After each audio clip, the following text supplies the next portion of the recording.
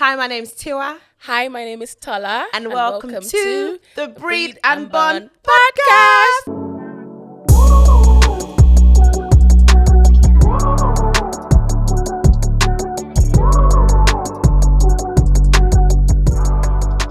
So, Tola, today, what are we talking about? it's our second episode. How do you feel? Happy, excited, Fulfilled. Yeah. So, today we're going to be talking about motherhood. Wow. Sen motherhood, womanhood, all the things that make us us and also make us the parents we are today. Wow. So, I'm going to start off with the first question. Let's hear. I'm already thinking about it. I'm like, oh my gosh, because I'm going to have to answer this too. But the first question is, I'm going to ask you this first. Who were you before the diagnosis? Who was just Tola the girl? Before we had kids, before Sen was even a part of our worlds. Like, who are you? Wow. I was just a baby girl. You're still a baby girl. Honestly, I don't think that I've ever had to think about who I was before this. I've been a mom for a long time. So How long? Like you don't know.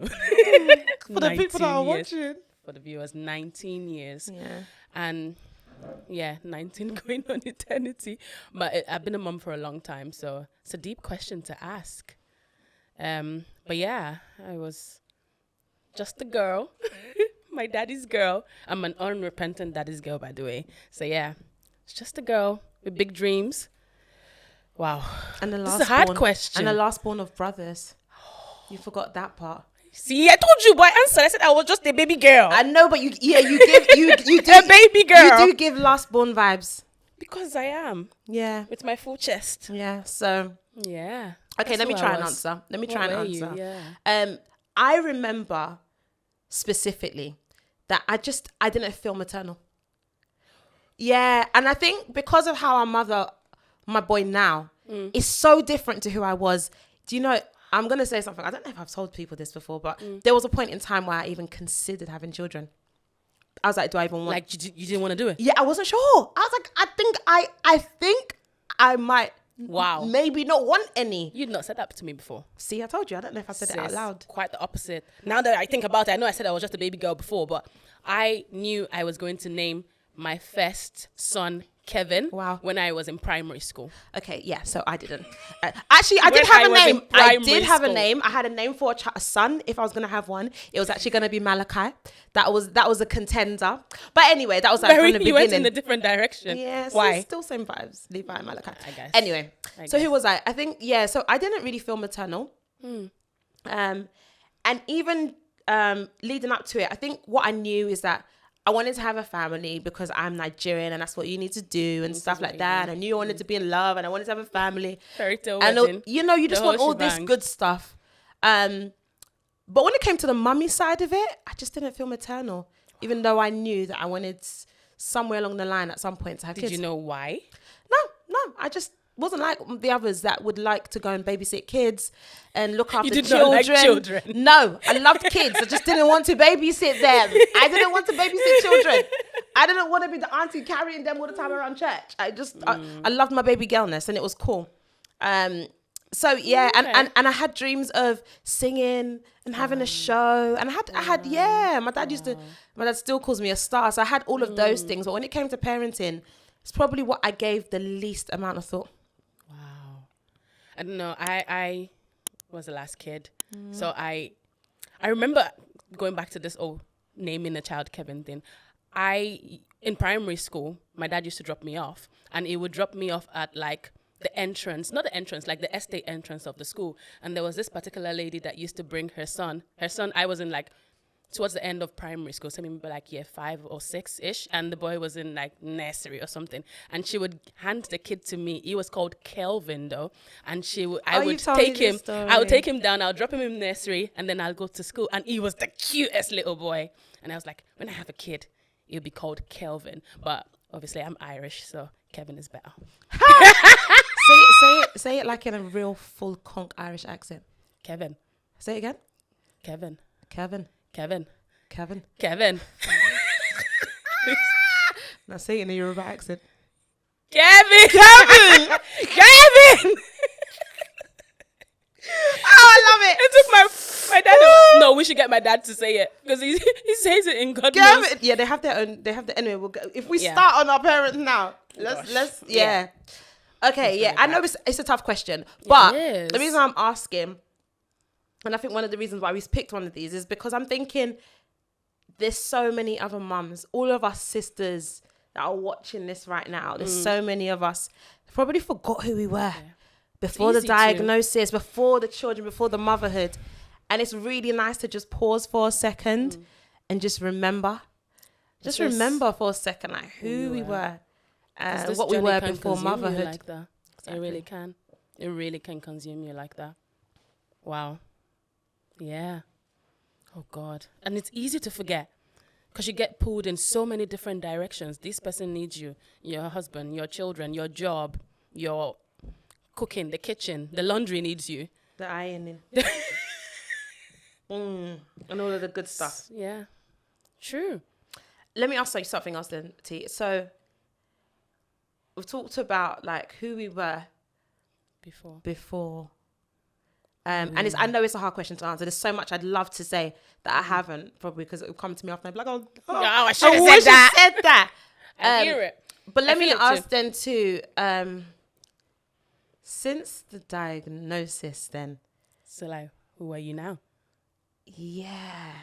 Or maybe a better question is, what do you think the diagnosis has made you become? Like, yeah. And I think I can clearly answer this one. Do you want to start or should I? Sure.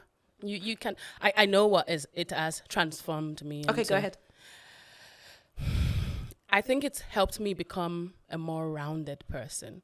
Like I'm more insightful with things. I'm more understanding that there's no one set way of doing things. Yeah. It's all about the outcome for you. And I think that's the biggest thing because, you know, you envision life a different way. And then this journey takes you to a whole new direction that I think the biggest thing I've gotten out of my journey as a sent parent is that there's more than one way of doing things. And there's more than one way that's right. Yeah. I'm going to ask you something now. I feel like I know what your answer is going to be. Okay. Do you give me permission? To do what? Don't even start. To do what? How much out of 10, Tola, do I have permission to be like fully Tiwa? Can I be like, do I have to tone it down for everybody? Or can I be like, can I go 10? I don't think people are ready for 10. So please just give them in small doses. Okay, cool. Like injections, small. Okay, I need to breathe for a second so I can do that. Just wait, give me a second. What is she gonna say? It's really what I was going to do. I hope this doesn't make the cut, what I'm about to do, because I have to do it. It's in my body. It has to come out. Are you gonna get up? I'm not going to get up. Okay. But when I thought of the question when you were talking, what I was thinking was, before my son, I would have described myself as like, maybe like a dove. Okay. Yeah, like a white, nice dove. Okay. I'm so eager for where this is going. And then, now after... What has happened? After my son... Yeah, vulture.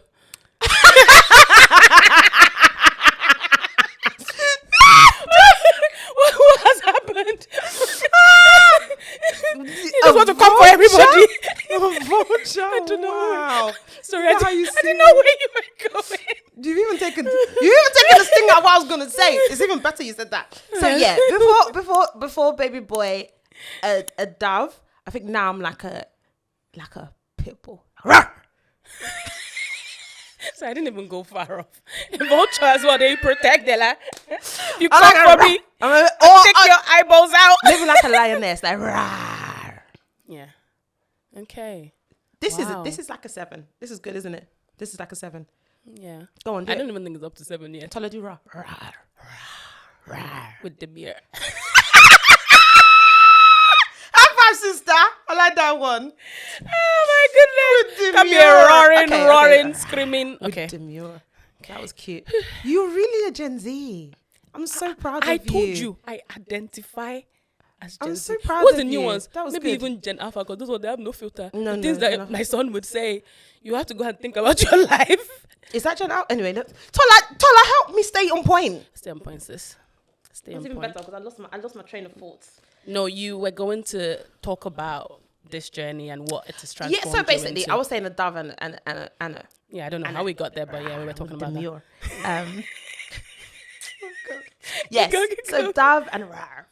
That's the opposites. But it was basically, I think I was soft and innocent. Baby Not girl. necessarily innocent, but like, you know, just soft. And nothing Baby was, girl. yeah, a baby girl.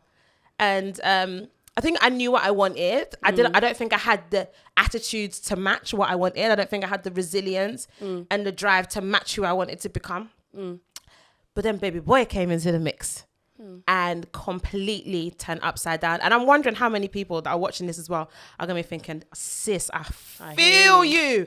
Because all of a sudden I had to turn into a pit bull. All of a sudden I had to turn into a lioness. All of a sudden I had someone to talk for, like quite literally be his voice, advocate, make sure he's getting the best. I had to turn into, I'm now the prayer Richter. Hey Lord, the way I've had to become a steadfast prayer warrior, the way I've had to become someone who you get knocked down, but you have to get back. Like Keep moving. I hear it. Anthony Joshua, come for me. Not in that way, but like you can't match against this type of resilience when you have that type of so people should be calling me Tiwa Joshua, because at the end of the day, Tiwa Joshua.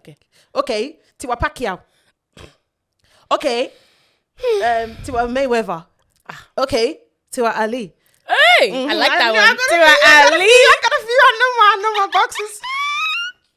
I know my boxes, but I hear it. I had to turn into a force because my son's life, mentality, well-being, love, spirit, schooling, education, friendships, community depended and still depends on who I show up as. Wow. And I wasn't that girl before. I'm not saying I wasn't great. I think I was great, but now it's like Tiwa 7.0. It's like Tiwa 7.0, and it's almost merged with who I don't know a different part of me now.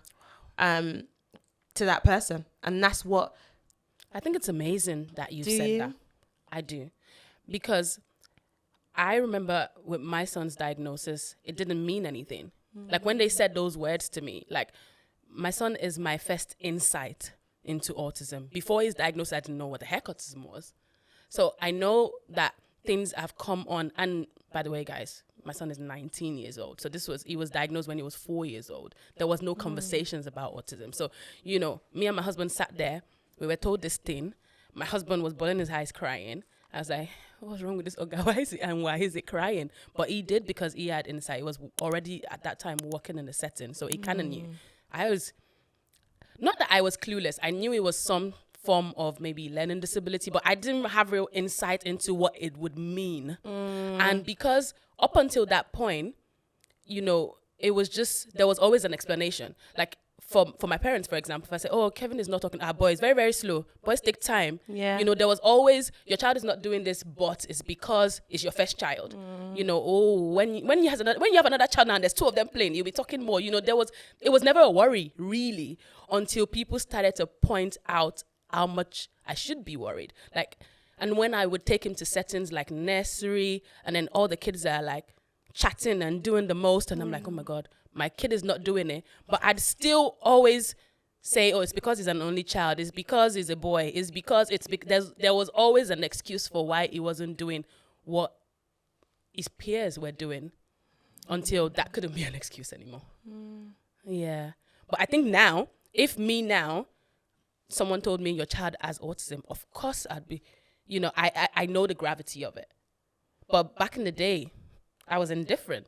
Is indifferent or what? I was clueless. That's the word. I was clueless. It didn't mean anything to me. So, you know, sis, what you're saying, right? It is bringing up certain things for me. And I'm trying, and honestly, I'm sitting here thinking, do you know people are watching this? Don't start turning this into a therapy session. But I feel like we shouldn't be here. We shouldn't be here if we're not ready to be real. Yeah. And I believe probably what I'm thinking is what other people are thinking. I remember diagnosis day, and I remember a time before that, and says, I don't think honestly, I didn't have that. I didn't have that opportunity to be that way. How do you mean? I had to go into fight mode immediately. Immediately. I don't feel Imagine it immediately following diagnosis day, and- or did well, you you know- already have worries that you were like, oh, I better start fighting now? I think that there was already that. So even before, and you know how it is, and we can go into that soon, but even before diagnosis day, we're 18 months we're waiting before a diagnosis. So you already see the signs. I didn't have the space, time, mental strength around me to even collapse. I had to be strong and I had to fight because it's me. It's me, and I had to get into that mode. And I remember going into a CAM, so they offered us a session of therapy that was specifically about his diagnosis. Okay. And I remember, and this was through CAMS. Wow. And I remember sitting in there and her saying to me, I'm not even, guys, I love to do accents. Please do not judge me. They're always mostly terrible, but it always comes out of me. So just please forgive me and give me grace in advance. And I'm just going to do her accent because I have to. She said to me, Tiwa.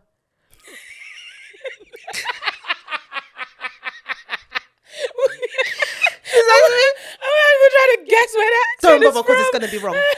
But she said to me, Tiwa, you're always in fight mood. You're always in fight mode. Like, are you ever not in fight mode? And I remember thinking, whoa, it's true. When it comes to him, and I remember it was like a switch. And I actually know, even in my personal life, I've realized when traumatic things happen and heavy things happen, I think my way of coping is immediately going to, how can I get this done? How can I get this fixed? How can I quickly move forward? I don't take the time time to process, to grieve, to mourn. Often it's too much and it's too painful. And I think that's exactly what I did when it came to my son's diagnosis. Yeah. I just went straight into time to fight, time to move, time to stick up for him, time to be his voice. There is no time to feel what this actually is and what this means for my life and my family. I hear it. I got to get up and move. So when and you I think said the that, situation now calls for that. Like, you have to be that mom. But back in the day, we weren't really, I don't remember a waiting list. We were just told no. Wow, it's true. Let's talk about 15 years ago. 15 years ago, we didn't have 18 months waiting list. I hear there are some of you guys out there wait 2 years. Speech and language therapy, we were referred, we were seen. So there wasn't what we have now. So I know that if I had a child now, you did you say you were a roaring kinino? What were you, a roaring? No, you'd called me a vulture. No, I think I would be a God knows. With demure. That's going to be a tagline now. Demure in it? With demure. No demure whatsoever. Zero demure. Zero tolerance. Demure-less. Another high five. Well done. Another banger. Demure-less. Honestly, I feel like now, and then, now it calls for it. That's a good word. I'm keeping that. Which word? Demure-less. You can't have demure when it comes to your child, because their future depends on it. Their mental health depends on it. Their well-being. There's so much at stake that you can't afford to be demure. The services are not going to come knocking at your door. Like, for us, like, as I said, we were told, oh, we have concerns. Maybe you should go here. Maybe I was sitting at home chilling because I didn't know. I didn't know. There was nobody in my networks that had a diagnosis. But when I look back now, I can see plenty of people that should have a diagnosis. Hey, let's not go there. Excuse me. What are these accents? Guys, can I say this? I'm going to give a prize. What prize? You're saying you're here promising things. Okay, I'm lying. She's not going to No give me prizes. that. No prizes. I'm going to give someone something. Might even just be a hug. If you guys can start guessing where my accents are from, because I want to know. Are you going to do another accent? They just come. Another accent. They just come. I don't know where they're from. I might even just copy yours. My accent is a bit of a lot of things. I find your accent. Okay. The Irish one slips in, but it's mostly Niger. Yeah. As a Niger. When we're arguing, you're Nigerian. Yes. When we get in public and you want to start acting, it's really, really Irish. Yeah, she acts in public. If you meet this woman in public, don't do it. Anyway. Very demure. And she's actually demure-less. No, you remove the less out of my demure. Probably that's my effect. That's your business. I'll cover you. But yeah, should we go into another one? Yeah. I got a good one. See, another accent. Is that Philly? Was that California? What was that? Whatever it is, I have no idea. Do you ever feel like you've had to shrink? Do you feel like you've had to shrink? Actually, this question's like, do you feel like you've had to shrink? I think Almost, and let me elaborate on the question. Almost taller, smaller, mummy taller, bigger. Like, yeah, like. Ooh, I Yeah. didn't even think that was what I you didn't meant. too. So it came as I was, yeah. Okay. I think motherhood does make you tame yourself, like not yourself as in the you bit, and then the motherhood bit, the expectations of nurture, of being soft, being gentle, being nurturing, kind of, because you might be Yeah, you're even speaking so soft. all of a sudden. you might be Why are you jumping speaking so off soft? the walls, but then motherhood just, I think it tames you. Do you think so? I think it I don't know. I really, for me, I think I had only brothers, 4. So I was a tomboy true and true. True and true. Like I can fight anybody. But now, Boy. sis, my brothers used to say, like, I used to play football. Like, and it's not like exclusive to girls to play football, but I like the rough and tumble stuff. Like, You still do? do I? Yeah. Oh, I'm glad I still kept some of that, because I don't see it. I don't think it now. Yeah, I feel like you're the guy in our relationship. All right. Yeah. And you're the soft girl. Always. But yeah, I do feel like motherhood has, pushed out a bit more of, the nurturer, the person that's patient, that listens. I think parenthood, being a mom, I just knew that I take a lot of aspects from the parenting I received, but I think you have to like unlearn and relearn stuff, and then think about when I was young and what I would have. My parents did a kick-ass job, by the way. But there's some Yes, parts they of did. it. Yeah, they did. I do love them. It's an RIP mom. But I do feel like there's aspects of their parenting that I have to refine, because there's something about being African and the way we're supposed to do things that I don't think should translate into everything. Okay, let's not even go there, because me and you have this debate all the time. So All the time. should we give all the time. okay? All So the sisters time. and bros. And we always disagree. Yes, and sisters and bros. This is just a short caveat, right? Yeah. This is a short pause ad break. Tola was born in Nigeria. Yes. I was born in the UK. Yet somehow, I have become the most Nigerian. I'm a gentle parent. And this one, she's anyway. And I'm not saying like it's a bad thing. She's I'm a demure, gentle parent. Yeah, you got a very British vibes. Yeah. British. Yeah. You've got a very hybrid of Western and Yoruba parenting styles. Yeah, I think it's balance. You have to have some happy medium, and there's a lot of aspects of my culture that translates into my children, but there's bare things that just need to be left behind in the never ever should ever exist again.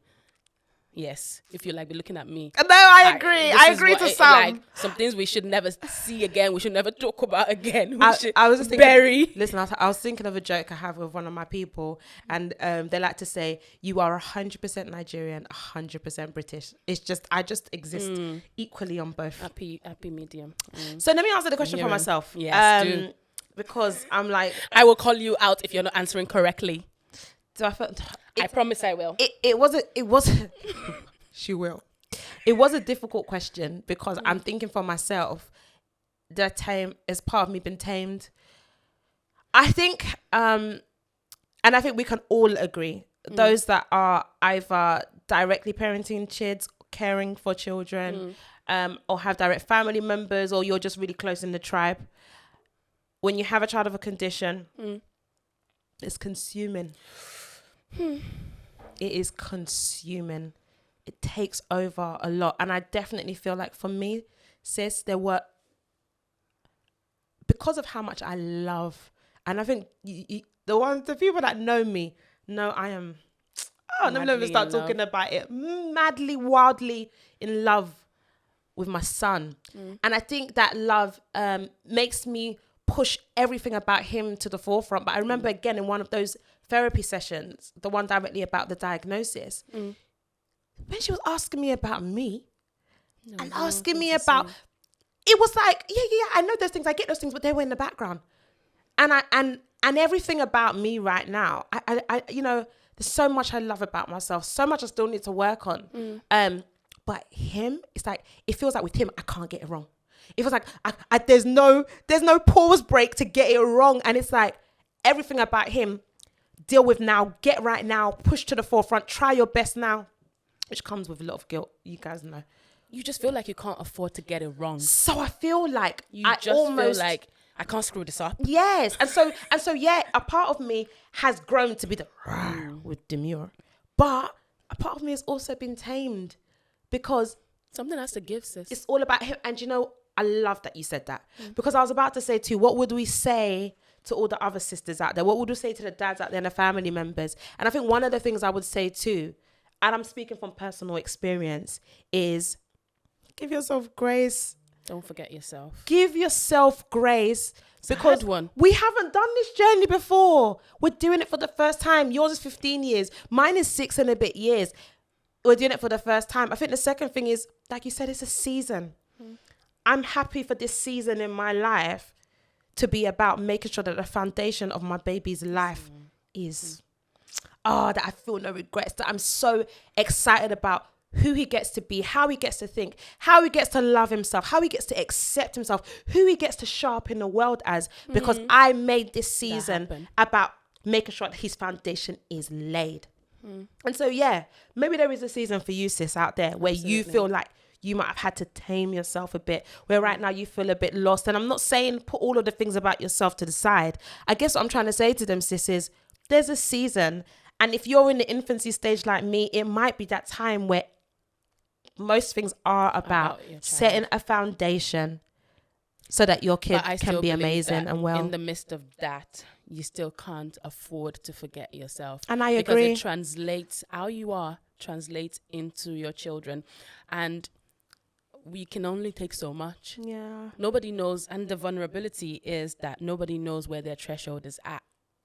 And you don't want to, for the most part, learn from when it happens to you. Because that's what happened to me. So, and it's the biggest advice I try to give, that, you know, you being you and you being mom can coexist. Like, as much as you're looking after yourself, take that respite, sis. The kid will be fine. This is what I say. I know you find that hard to take on, but I know that if I am functioning in autopilot, I see it in my kids. They're tetchy around you. They've just sat down, you're screaming, you're shouting, your voice is loud, your eyes is twitching. You're doing the absolute most because you just feel bad about giving yourself permission to just relax it a little bit. Last, everybody good day, all right. And you have to give yourself permission to do that. It's not going to happen if you don't make it happen. And I didn't realize this until later. I only started traveling solo maybe, after my mom died. So maybe 6 years ago. I should have done it since diagnosis. Ad break. I'm doing my first solo trip in a couple of days. Look at that. I love it for you. Take me. I am a bit nervous. Anyway, yeah. That to say is never too late. I'm still a baby girl, right? I'm a Gen Z. So like Gen Z with tax. You can't be stealing my line. I identify as Gen Z. Be who you are. I mean, like, with your chest. Yeah, you're just a different type of Gen Z. I'm a Gen Z too. Okay. Yes, please don't take me out of my I'm a Gen Z. Yeah. I'm a Gen Z. With tax.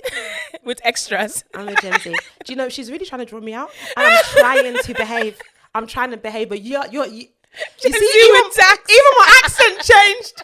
Okay, come back. It is well. Oh my goodness. Anyway. Yeah. I forgot what I was going to say. Maybe what I was going to say is that I'm a Gen Z going on her first solo trip in a couple of days. Oh, I love it for you, sis. Thank you so much. Yes, you were very instrumental in that process. Thank you, babes. I love you. Yes. We need it. And Yeah.